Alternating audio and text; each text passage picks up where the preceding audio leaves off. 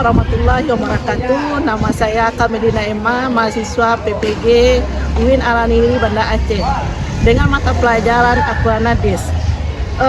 Sekarang kita akan praktek pembelajaran dengan hubungan kehidupan dunia dengan kehidupan akhirat berkaitan dengan surat Al-A'la ayat 14 sampai 19.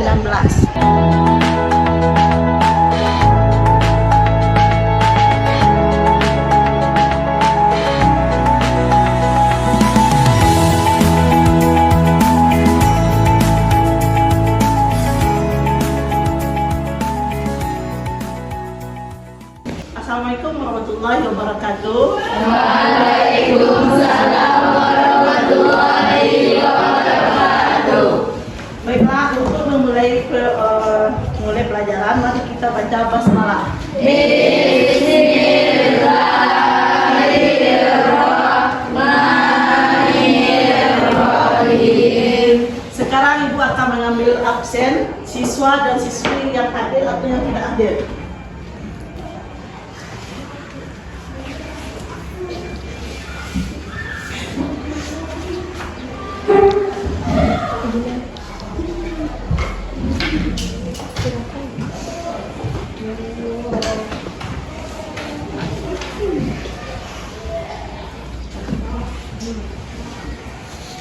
Aditya, Alini, Khairunisa, Elvina, Fahri, Rita, Iftihar, Khaira, Badila, Fadil, Muhammad Rafa, Nasmiatul, Novi, Nurgana, Putri, Raditya, Rafa, Randra, Regina, Salma, Sherin, Silva, Sri Zulfati. Kita mulai pelajaran kita tentang hubungan kehidupan dunia dan kehidupan akhirat. Silakan buka bab 5 untuk melihat materi yang akan diajarkan.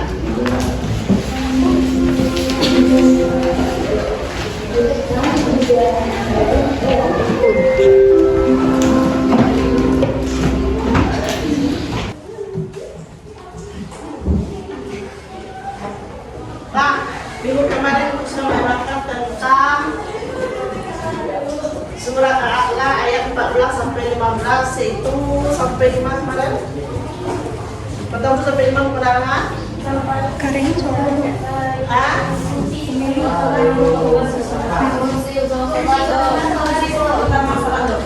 Fungsi utama salat. Apa fungsi? Salah satu fungsi dari salat. Salat dapat. Yang kedua, yang ketiga,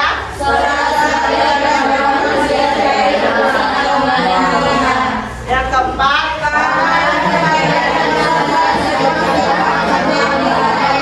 yang kelima,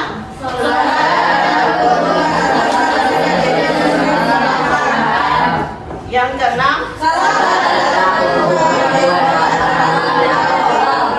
dari 6 fungsi salat apa yang sudah dirasakan bagi diri sendiri? Contoh.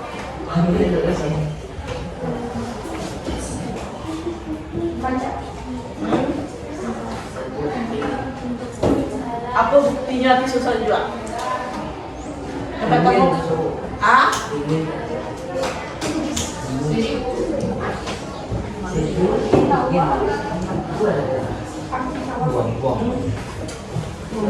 Ibu patah kan? Atau buktinya?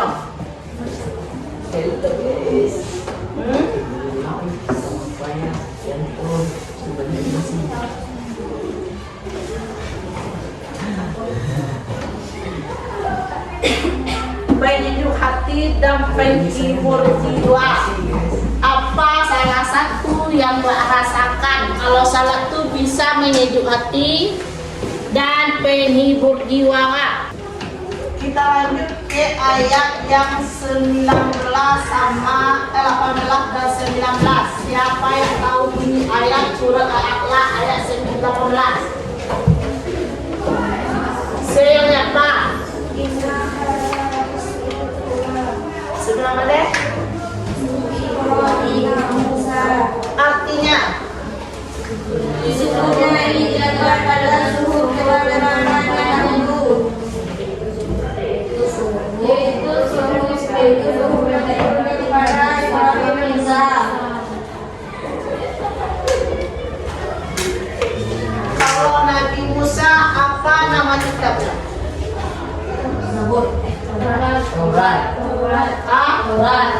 Tahu? Taurat. Kalau Nabi Daud? Kalau Nabi Isa? Injil. Kalau Nabi Muhammad? Kitab apa yang bertemu dulu?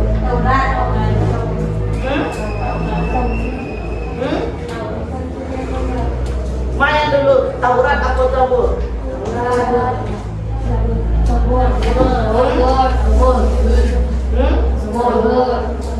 Zabur.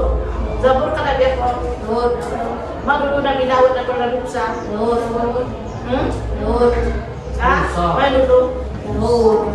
Itu sahabat anak mana Nabi? Pertama.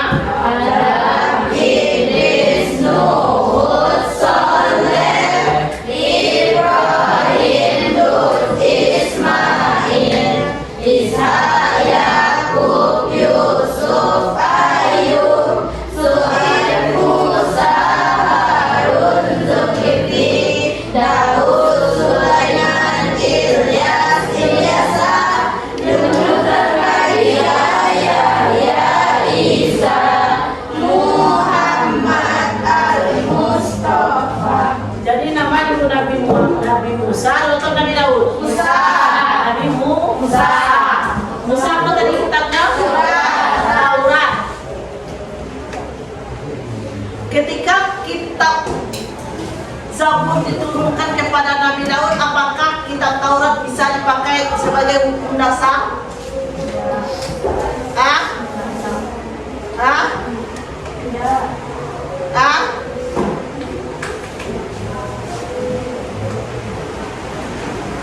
Kalau dulu Muslim, kitab yang pertama turun itu adalah kitab Taurat yang diturunkan kepada Nabi Musa. Kemudian berlanjut sampai Nabi Daud lahir. Setelah Nabi Daud diangkat menjadi nabi, diturunkan kitab Zabur ke Nabi Daud. Apakah kitab Taurat bisa dipakai landasan hukum?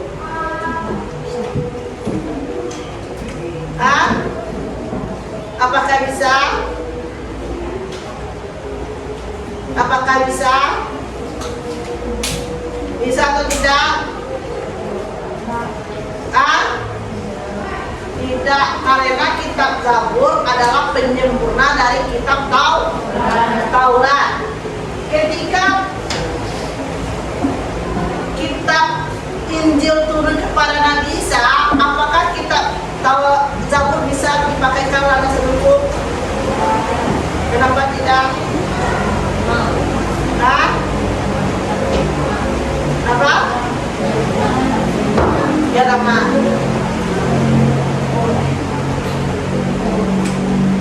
Tadi aku kita apa? Injil. Apakah kita Zabur bisa dipakai kalau Injil ada? Tidak, karena Injil penyempurna dari kitab Zabur.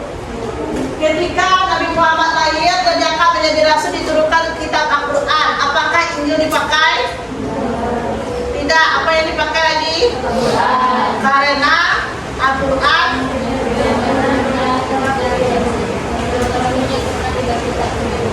karena penyempurna kitab-kitab sebelumnya. Tapi kita lihat dari ayat ke-19, apa tadi? Berarti perintah yang ada di dalam surat Al-A'la tadi berarti sudah ada di kitab Taurat. Di Al-Quran ada pula ayat yang menerapkan hal yang tersebut. Makanya berkesinambungannya, makanya dimintakan Musa ala dikecil Allah untuk tidak apa tadi itu yang tentang ayat surah Allah tadi tentang apa? Hubungan kehidupan dunia dan akhirat.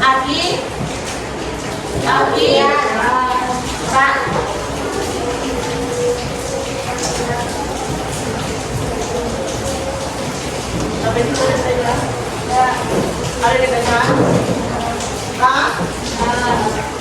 Paham?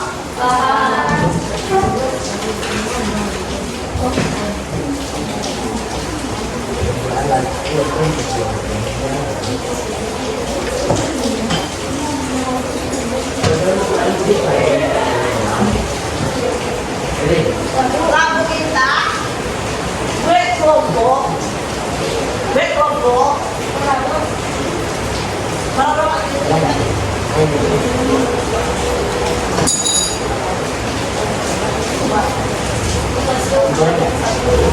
bagian B bebas timur di yang mana?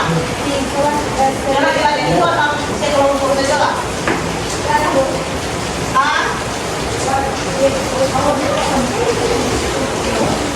Yang laki-laki sekelompok, tugasnya adalah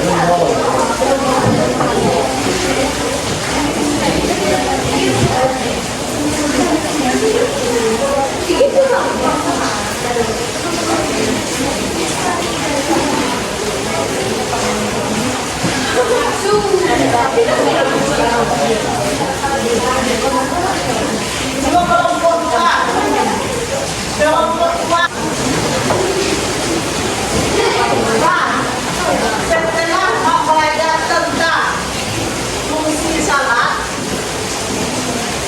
dan hubungan kehidupan dunia dan kehidupan akhirat, apa yang bisa kira-kira kita ubah dari perbuatan sebelum kita pelajari dan setelah kita pelajari?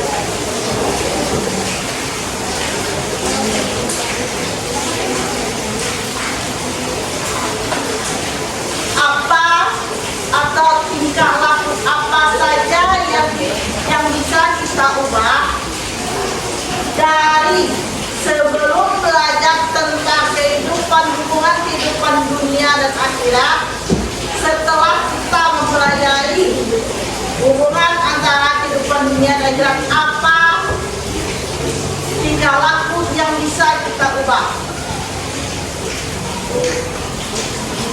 Kira-kira yang bisa kita ubah dan kita terapkan untuk selamanya. Apa? Tidak mencuri, salat. Tidak meninggalkan salat, salat. Tidak berbohong. Tidak merokok. Kalau kita merokok,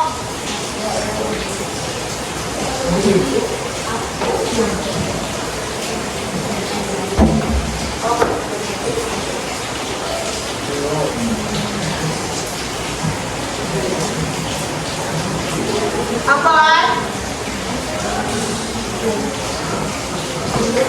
Paling tidak ada 3 yang harus kita dapat Quran. Yang pertama, mendirikan salat.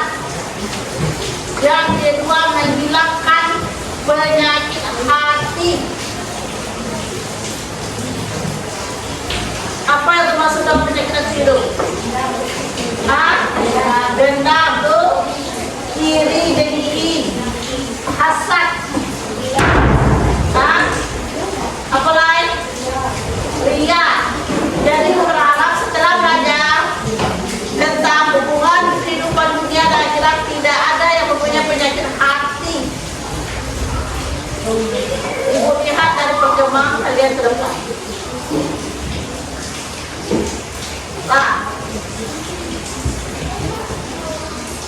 Yang ketiga apa?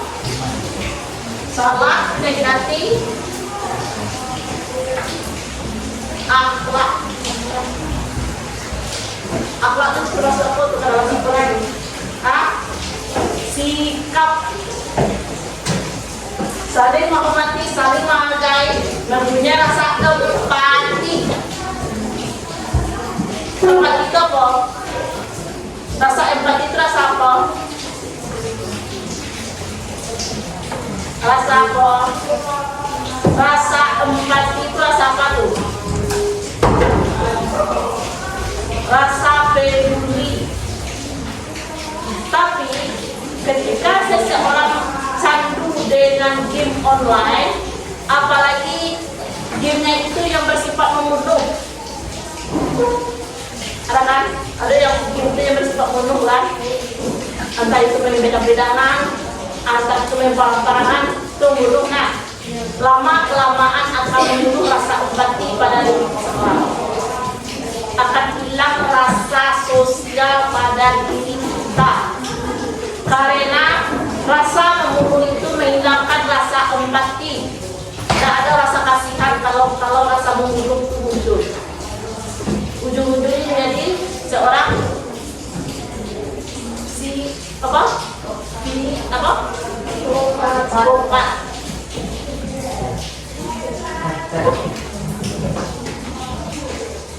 Pokoknya hindari game online yang bersifat membunuh.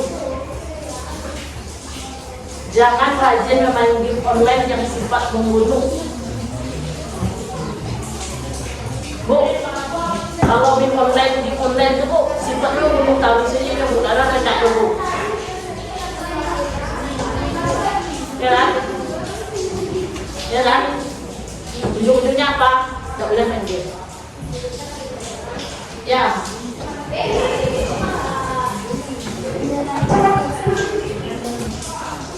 Ada yang tanya? Sampai itu tanya?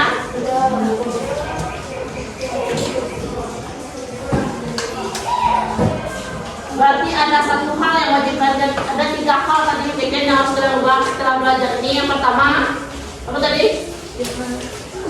Apa yang pertama tadi? Salat. Yang kedua, menghilangkan penyakit hati. Yang ketiga, akhlak. Paham? Ada pertanyaan? Ada pertanyaan? Kita akan membaca hamdalah.